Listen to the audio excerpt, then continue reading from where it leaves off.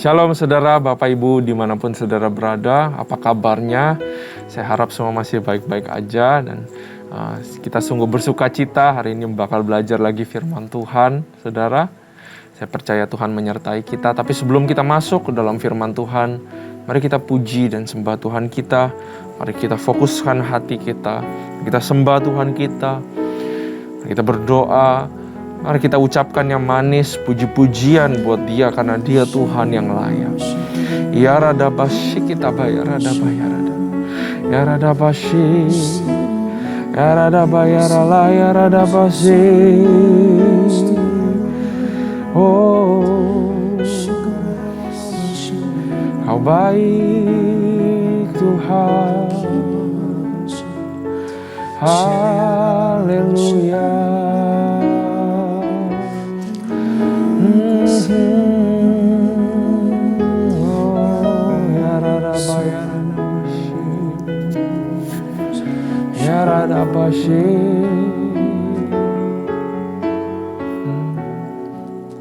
Ku tidak takut, sebab Kau besertaku.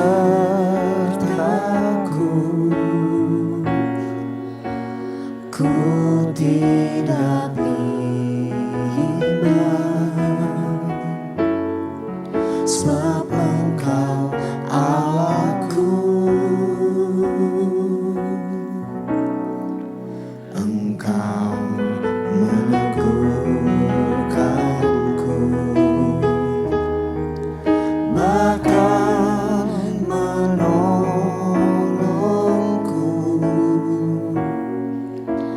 Kau batu karangku, Yesus Tuhan. Yesus memegangku dengan tangan kananmu. Yesus memberiku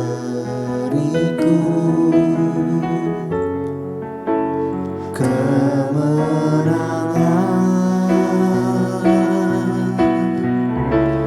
Yesus memegangku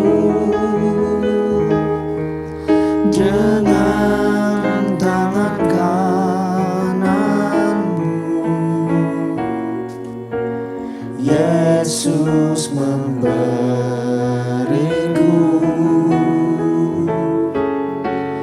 kemenangan.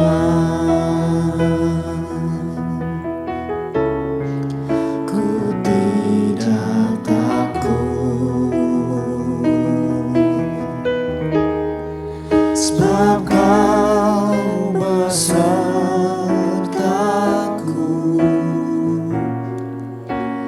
Ku tidak bimbang, sebab Engkau Allahku. Engkau meneguhkanku, bahkan menolongku.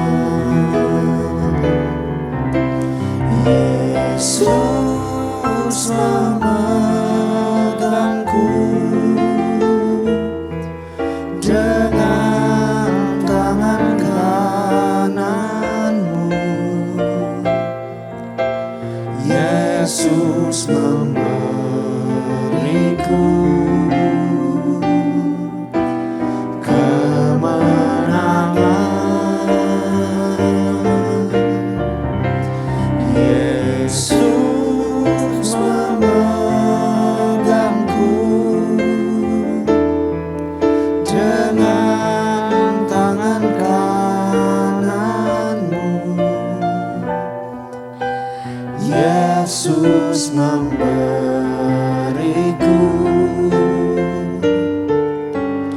kemenangan.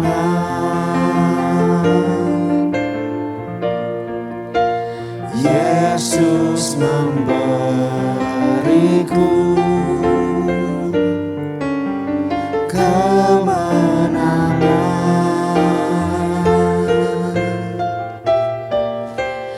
Yesus memberiku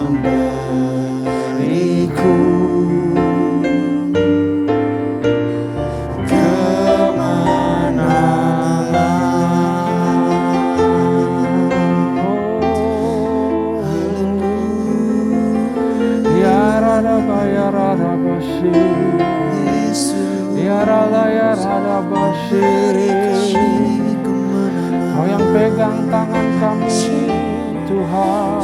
There is victory in you. There is victory in you. Ada kemenangan di dalam-Mu, Yesus. Oh, we declare victory in our lives. Yaradabashi, Yaradabashi.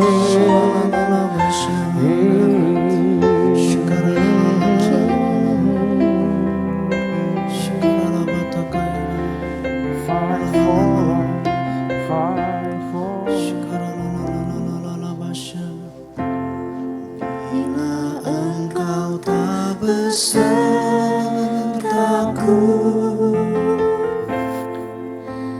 ku tak mau berjalan. Ku perlu Tuhan, pimpin langkahku dengan kasih karunia-Mu.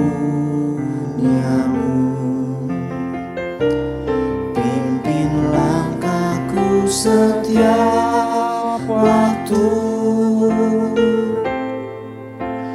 berjalan dalam Roh-Mu, nyatakan Tuhan kemuliaan-Mu dan berjalanlah denganku. Bila Engkau tak besertaku,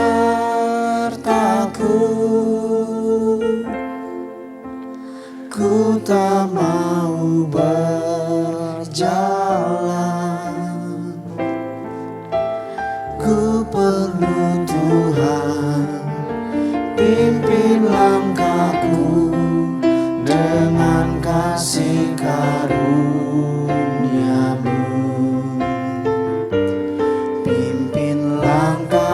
Setiap waktu berjalan dalam Roh-Mu, nyatakan Tuhan kemuliaan-Mu dan berjalanlah denganku.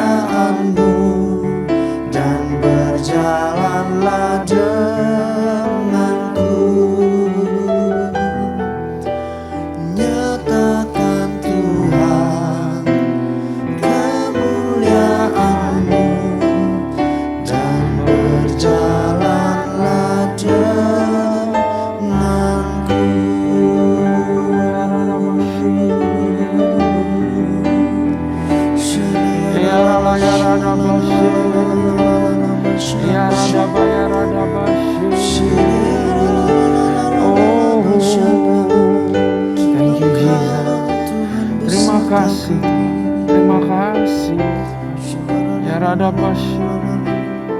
you Jesus. Bapa, kami sadar nggak sadar Kau tetap berjalan bersama kami. Kami sadar nggak sadar tangan-Mu terus menuntun kami Tuhan. Kami bersyukur ini janji yang tidak pernah akan lenyap lintas generasi. Bahwa Kau Tuhan yang setia. Kau dulu yang lebih proaktif menyertai kami, menuntun kami ya Bapa. Dan itu kami bersyukur Tuhan. Ya Tuhan, sebaik Engkau ya Bapa. Kemenangan demi kemenangan Kau berikan. Pertolongan demi pertolongan Kau berikan. Dan itu biar hormat kemuliaan hanya buat Engkau saja ya Tuhan. Biar Kau ditinggikan dan dimasyurkan di seluruh muka bumi ya Bapa. Berkati hamba-Mu, urapi lidah bibir hamba-Mu, supaya boleh ada rema-rema yang diberikan saat ini juga saat kami baca firman Tuhan. Sembunyikan hamba-Mu di balik salib Kristus. Berkati jemaat biar boleh mengerti dan mendapatkan revelation rema dan benih yang tertanam dalam hati yang bisa berbuah dan akan mengubahkan kehidupan kami. Terima kasih Tuhan, kami siap untuk belajar firman-Mu hanya di dalam nama Tuhan Yesus. Haleluya. Amin. Shalom, salam sukacita dan damai sejahtera saudara. Nah, kita siapkan Alkitabnya ya, saudara siapkan Alkitab. Kita buka di Ulangan pasal yang ke-20. Saudara siapkan catatan saudara, karena bisa jadi saudara bisa dapat sesuatu daripada Tuhan. Dan rema itu harus dicatat. Sekali-sekali kita look back dan kita baca. Itu akan menjadi sumber kekuatan dan juga sumber berkat buat kita semua. Dalam membaca firman Tuhan, saya selalu ingatkan, miliki hati yang sudah taat sebelum membaca. Miliki sikap hati yang udah obedience dulu di hadapan Tuhan. Kalau kita hanya mau cari apa yang kita perlukan, ya sikap hati tidak boleh begitu. Tapi sikap hati harus, Tuhan saya baca, Tuhan berikan rema, dan saya mau belajar taat. Bahkan sebelum saya tahu saya disuruh apa oleh firman Tuhan. Ya, itu adalah ketaatan. Kalau kita punya ketaatan, saya percaya, maka Roh Kudus akan menyinari, akan menerangkan kita.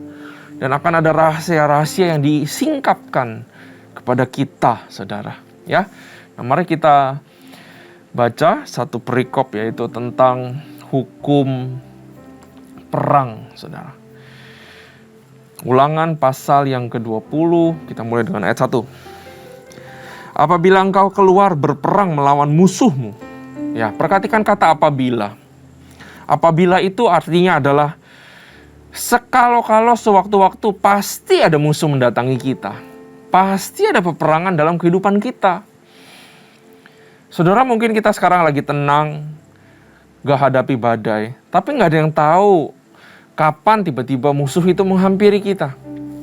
Musuh menghampiri kita karena kita orang yang diberkati dan dipilih Tuhan.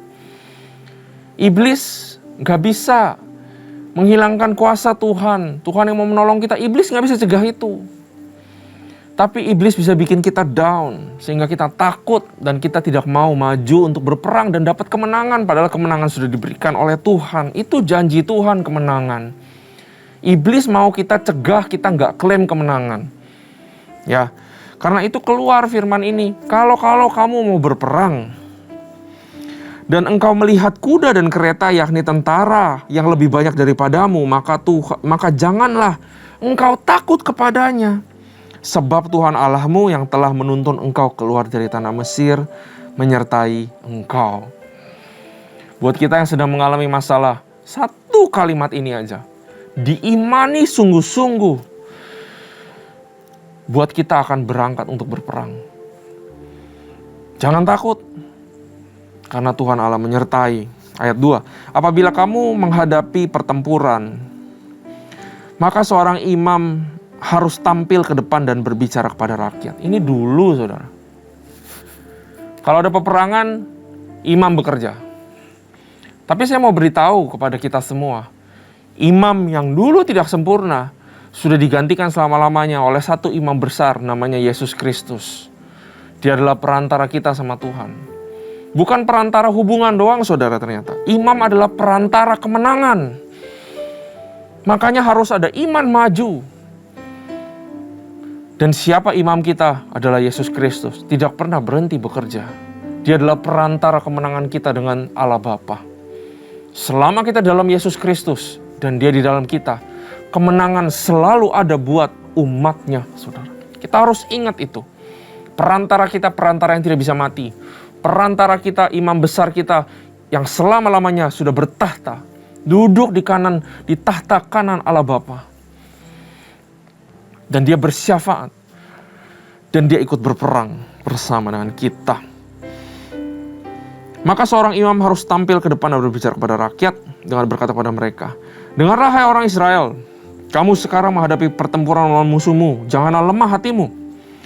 Ya, seolah-olah seperti Yesus tuh bicara sama kita. Saudara, iyain ini, aminin ini Yesus bicara pada kita. Jangan lemah hatiku, jangan takut, janganlah gentar, janganlah gemetar karena mereka. Sebab Tuhan Allah, dialah yang berjalan menyertai kamu untuk berperang bagimu melawan musuhmu dengan maksud memberikan kemenangan kepadamu. Ini adalah new generation. Di Ulangan ini mereka new generation. Setelah generasi yang lama gak bisa masuk ke Kanaan, this is the new generation yang akan pergi merebut tanah Kanaan, yang akan merebut berkat. Makanya diberitakan, moralnya harus kuat, hatinya harus kuat. Makanya saudara, di dalam menghadapi pergumulan, jangan justru jauh daripada pertemuan ibadah. Justru harus masuk banyak dalam pertemuan ibadah. Hati dan moral dan mental harus kuat dulu.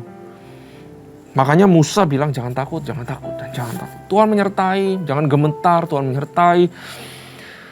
Jangan cemas hati, Tuhan menyertai. Dan saat ini Tuhan juga menyertai saudara. Jangan takut dan jangan cemas hati. Ayat 5, para pengatur pasukan haruslah berbicara kepada tentara demikian. Siapakah orang yang telah mendirikan rumah baru tetapi belum menempatinya? Ia boleh pergi dan pulang ke rumahnya supaya jangan ia mati dalam pertempuran dan orang lain yang menempatinya. Dan siapa telah membuat kebun anggur tetapi belum mengecap hasilnya, ia boleh pergi dan pulang ke rumahnya supaya jangan ia mati dalam pertempuran dan orang lain mengecap hasilnya. Dan siapa telah bertunangan dengan seorang perempuan tetapi belum mengawininya, ia boleh pergi dan pulang ke rumahnya supaya jangan ia mati dalam pertempuran dan orang lain yang mengawininya. Lagi para pengatur pasukan itu harus berbicara kepada tentara demikian. Siapa takut dan lemah hati, ia boleh pergi pulang ke rumahnya. Supaya hati saudara-saudara jangan tawar seperti hatinya. Apabila para pengatur pasukan selesai berbicara kepada tentara, maka haruslah ditunjuk kepala-kepala pasukan untuk mengepalai tentara. Nah saudara, Tuhan menunjukkan hatinya yang care kepada saudara dan saya. Dia mengerti pergumulannya. Dengan cara yang sama dia juga mengerti pergumulan orang-orang ini. Ada yang punya kekhawatiran pikiran tentang rumahnya. Ada yang punya kekhawatiran pikiran mengenai pekerjaannya. Dan juga mengenai keluarganya. Dan Tuhan mengasihi mereka. Tuhan mengerti pergumulan mereka. Di sini mereka dibilang, daripada kamu setengah-setengah berperang, daripada kamu setengah-setengah, lebih baik kamu pulang. Kenapa Tuhan perintahkan seperti itu? Karena moral harus dijaga. Gak boleh ada pasukan yang berperang dengan moral yang setengah hati. Supaya mereka gak jadi virus terhadap prajurit-prajurit yang sudah siap berperang. Sehingga Tuhan memisahkan mereka. Bukan artinya Tuhan tidak adil. Ya, tapi Tuhan sedang menyusun pasukan. Tuhan sedang peta-petain pasukan. Karena itulah Tuhan memerintahkan hal-hal seperti ini. Ya. Perkara ini perkara kecil saudara, kalau saya lihat soal rumah, pekerjaan, dan soal keluarga ya. Keluarga mungkin bukan perkara kecil saudara. Keluarga itu sangat penting. Tapi segala perkara besar dan kecil ternyata Tuhan care. Tuhan juga peduli kepada mereka. Ya. To the new generation, Tuhan care dan juga Tuhan peduli. Tuhan juga peduli rumah tangga saudara. Tuhan peduli pekerjaan, urusan apapun yang saudara punya. Simpanlah dalam hati pada hari ini, Tuhan itu peduli. That's God. Betapa penuh kasih Tuhan kita, saudara. Ya, Dia nggak mau orang-orang ini bikin khawatir tentara yang sudah siap. Ya, karena kekhawatiran tidak akan membawa benefit apapun. Karena kekhawatiran nggak akan membawa sehasta apapun. Kekhawatiran nggak akan membawa kemenangan sekecil apapun. Karena itu persiapan hati memang sungguh penting apabila kita maju di dalam peperangan. Karena semakin khawatir kita akan semakin cemas.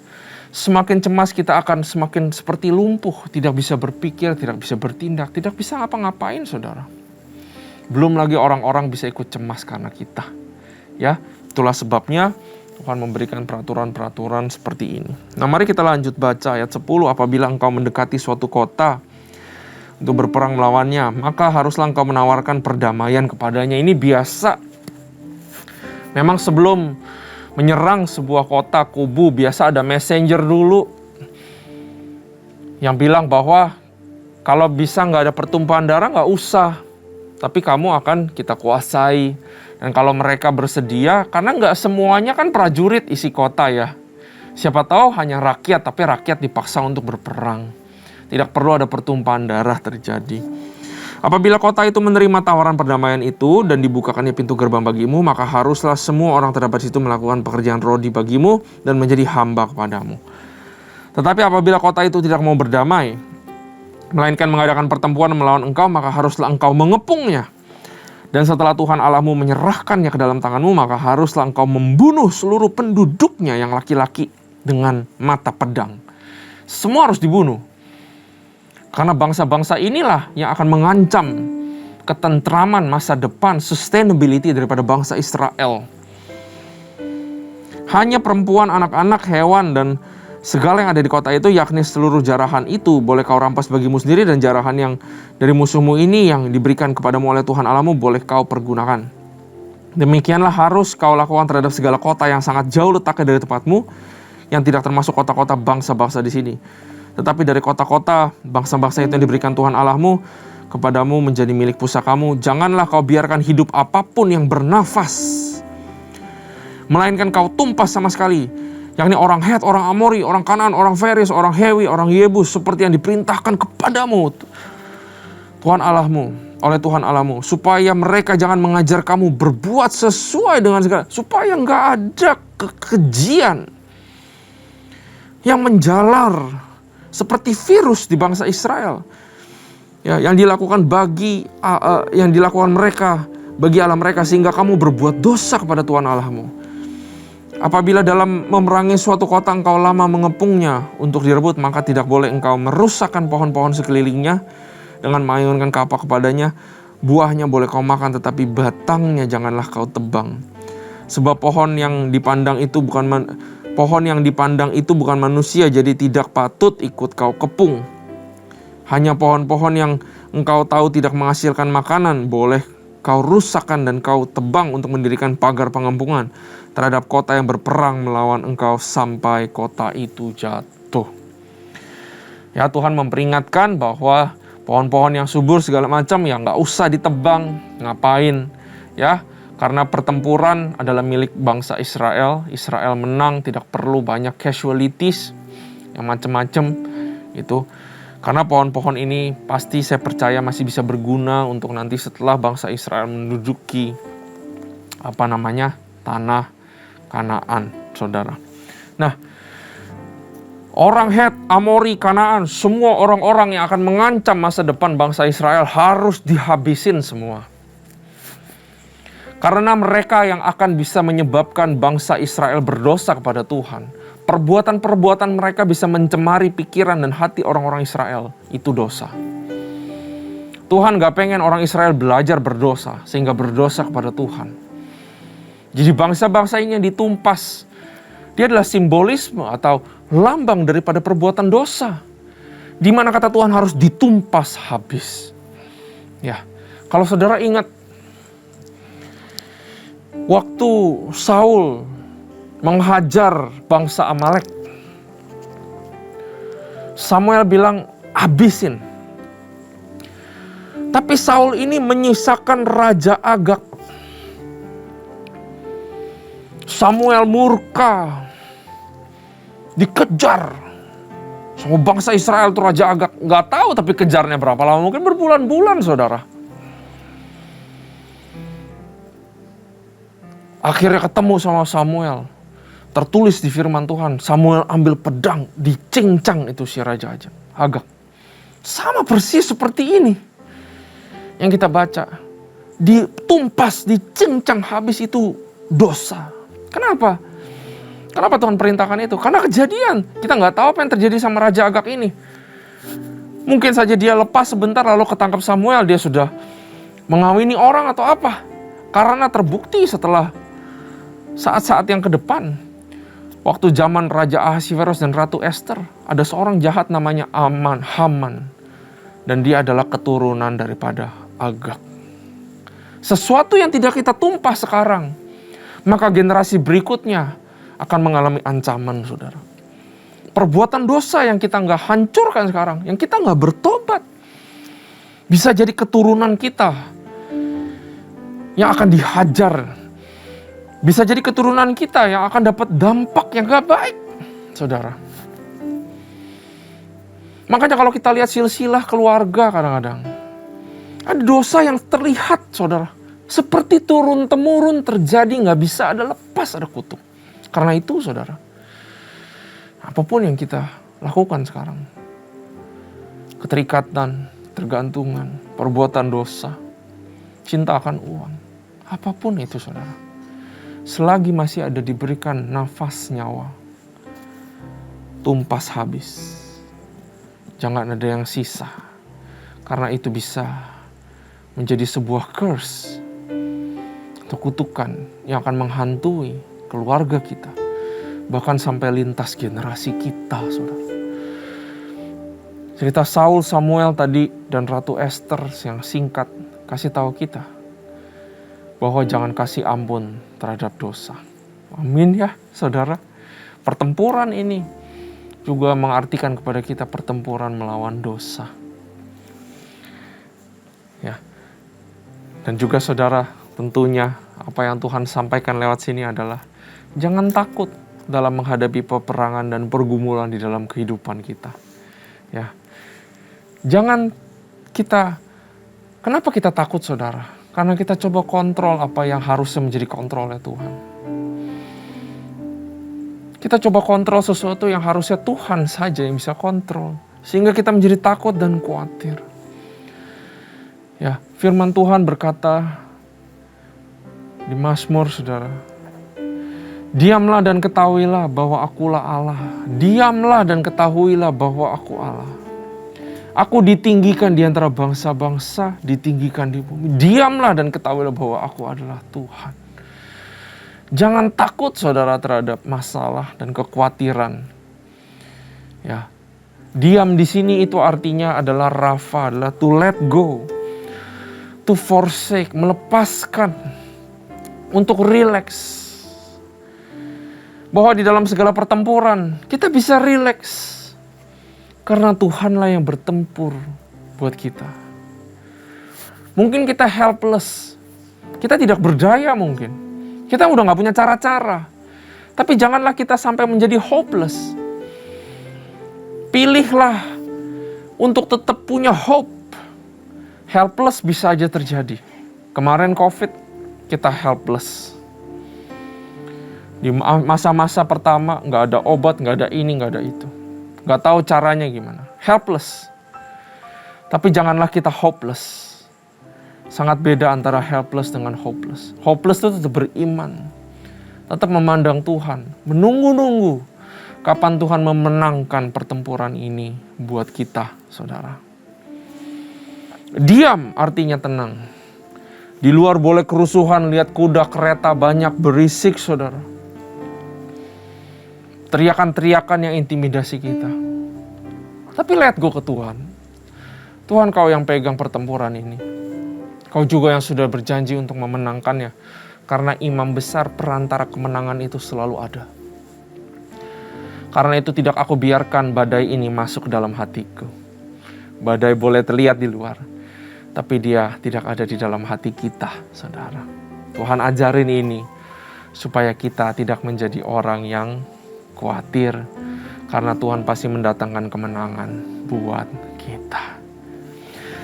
Terima kasih Tuhan buat firman-Mu, bahwa seorang imam yang sejati, perantara peperangan dengan musuh. Imam yang tidak pernah terlelap, imam besar Yesus Kristus, yang olehnya kami beroleh kemenangan yang pasti. Jesus is with us and not against us. Karena itu hamba berdoa, biar kami semua yang punya pergumulan, permasalahan, kami boleh menjadi tidak takut. Kami boleh helpless, tapi jangan sampai Tuhan, kami hopeless, kami terus mau berpegang kepada kebenaran firman. Ada kemenangan pasti bahwa Tuhan berperang untuk kami, dan kemenangan sudah direbut, ya dan amin. Kami aminkan dalam kehidupan kami, dalam permasalahan kami, hanya di dalam nama Tuhan Yesus. Kami berdoa, haleluya, amin. Tuhan Yesus memberkati.